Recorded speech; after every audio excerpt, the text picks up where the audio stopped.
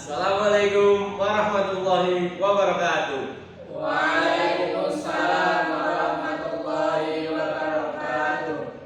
Perkenalkan, kami dari kelompok 1 akan mempraktekkan latihan mengajar mata kuliah pembelajaran PPKN. Perkenalkan, nama saya Muhammad Syarifito. Nama saya Muhammad Abdul Hafi. Nama saya Yulika Widyasari. Nama saya Putri Safana Intani. Nama saya Muhammad Iqbal. Baik, kali ini Pak Guru akan menjabarkan materi tentang dasar negara. Apa kalian tahu peserta didik dasar negara itu apa? Jika tahu, nanti akan Pak Guru kasih nilai plus. Baik, sebelum memulai pembelajaran hari ini, marilah kita berdoa terlebih dahulu. Bismillahirrahmanirrahim. Baik, jadi kali ini Pak Guru akan menjabarkan tentang materi pembelajaran PPKN. Yang poin pertama yaitu ada sejarah singkat lahirnya Pancasila. Yang kedua, tokoh yang mengusulkan poin-poin dasar negara. Dan yang ketiga yaitu makna lambang Pancasila, dan yang keempat atau terakhir yaitu pengamalan nilai Pancasila dalam keseharian. Langsung saja ke materi yang pertama, yaitu adalah sejarah singkat lahirnya Pancasila. Baik anak-anak, sekarang Bapak akan menjelaskan tentang sejarah singkat lahirnya Pancasila. Memahami dinamika perubahan susunan sila Pancasila termasuk ke dalam upaya untuk memahami sejarah Pancasila. Adapun beberapa keputusan politik yang berpengaruh terhadap lahirnya Pancasila seperti kepanitiaan, PPKI dan Panitia 9. Peringatan ini dilatar belakangi dari rapat para pendiri bangsa dalam Badan Penyelidik Usaha Persiapan Kemerdekaan Indonesia yang disebut BPUPKI.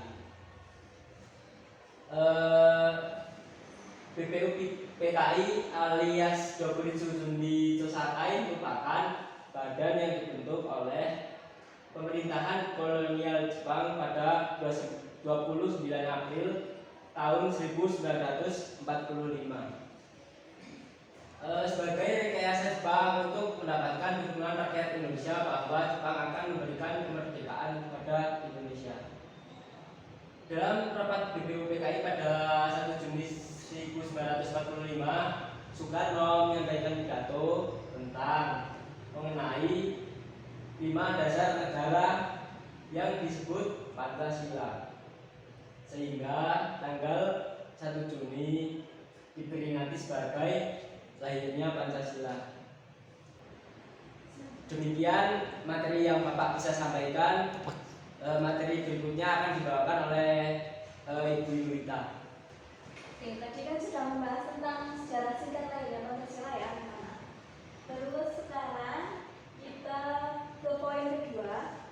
Itu ada tokoh yang mengusulkan poin-poin dasar negara.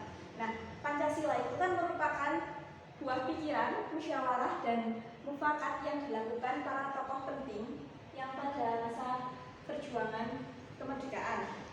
Adapun 3 tokoh penting yang mengusulkan poin-poin dasar negara, itu yang pertama adalah Muhammad Yani. Beliau merancang 5 dasar negara yang merupakan gagasan tertulis rancangan UUD Republik Indonesia. Yang pertama, beliau mengusulkan peri kebangsaan, peri kemanusiaan, peri ketuhanan, peri kerakyatan, serta kesejahteraan rakyat. Kemudian yang kedua, yang tokoh kedua adalah Mr. Supomo. Beliau mengusulkan dasar negara yang disampaikan pada sidang 31 Mei 1945.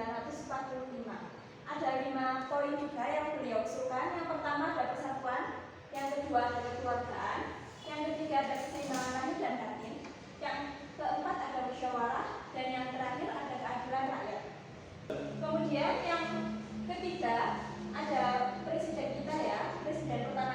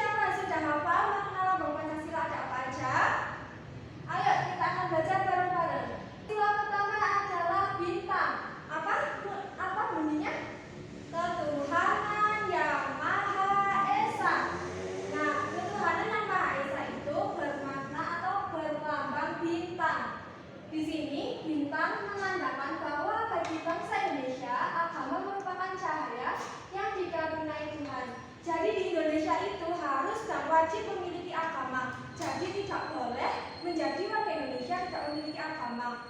Sehingga di Indonesia harus memiliki agama dan di Indonesia itu harus melaksanakan ibadah sesuai dengan kepercayaannya masing-masing. Kemudian sila yang kedua yaitu melambangkan rantai yang berbunyi kemanusiaan yang adil dan beradab. Jika anak-anak mengetahui atau mengamati rantai itu terdiri atas lingkaran dan juga persegi. Nah, lingkaran itu mewakili perempuan, sedangkan persegi itu mewakili laki-laki.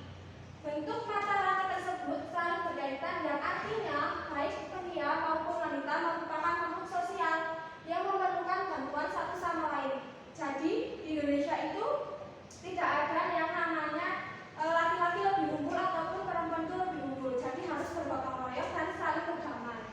Sila yang ketiga melambangkan pohon beringin yang berbunyi Persatuan Indonesia. Makna lambang Pancasila ini menyatakan tempat berteduh atau berlindung. Harapannya seluruh rakyat Indonesia dapat bernaung di bawah negara Republik Indonesia demi mewujudkan persatuan dan kesatuan bangsa.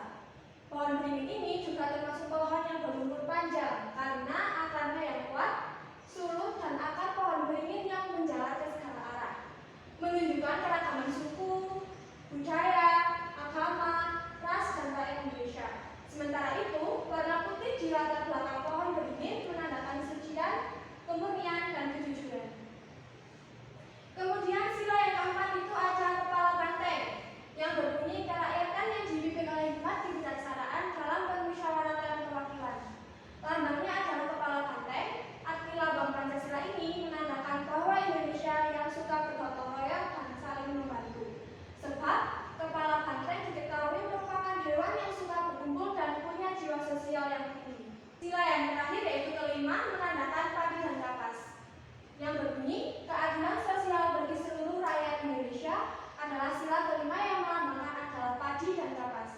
Lambang Pancasila ini menandakan kebutuhan dasar warga negara Indonesia yaitu padi sebagai makanan pokok dan juga kapas sebagai sandang atau pakaian yang digunakan oleh manusia untuk kehidupan sehari-hari. Oke, setelah tadi mempelajari tentang makna lambang Pancasila, ada yang tahu lagu yang menggambarkan tentang lambang Pancasila? Ada yang tahu? Tidak tahu? Oke, Ibu akan kasih clue. Garuda Pancasila lagunya. Garuda Pancasila ada yang tahu siapa yang ciptakan? Yang menciptakan yaitu Rohar Soekarno pada tahun 1956. Mau nyanyi bersama? Ayo kita nyanyi. Kita nyanyi bareng-bareng ya. 1, 2, 3.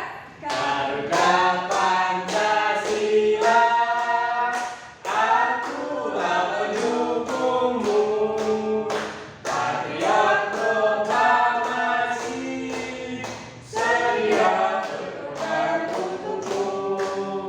Pancasila dasar negara, rakyat adil makmur sentosa, pribadi bangsaku.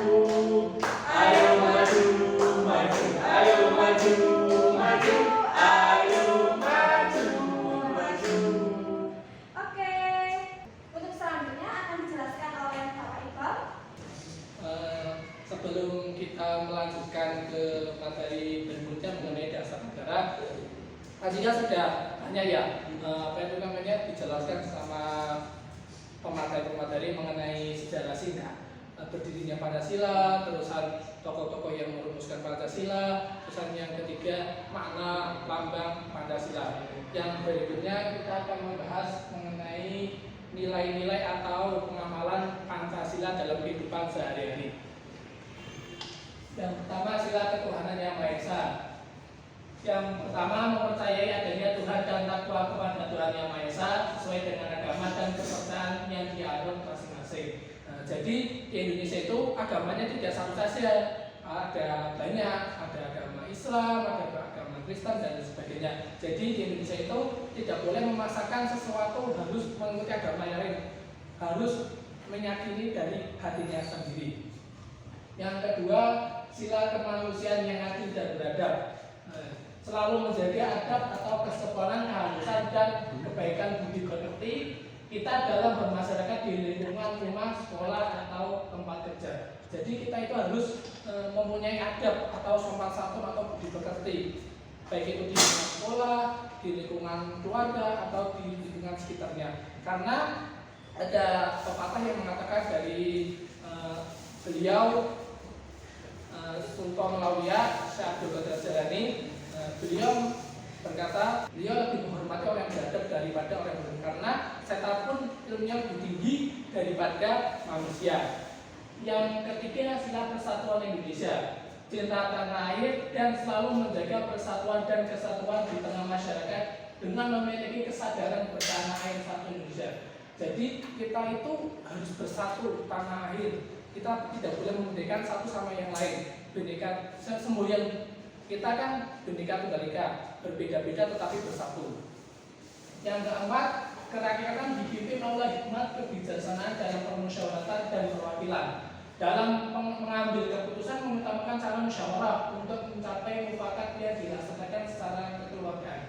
Jadi ketika kita menjadi seorang pemimpin atau seorang apalah, kita harus memutuskan sesuatu harus secara bermusyawarah, tidak boleh satu pihak saja.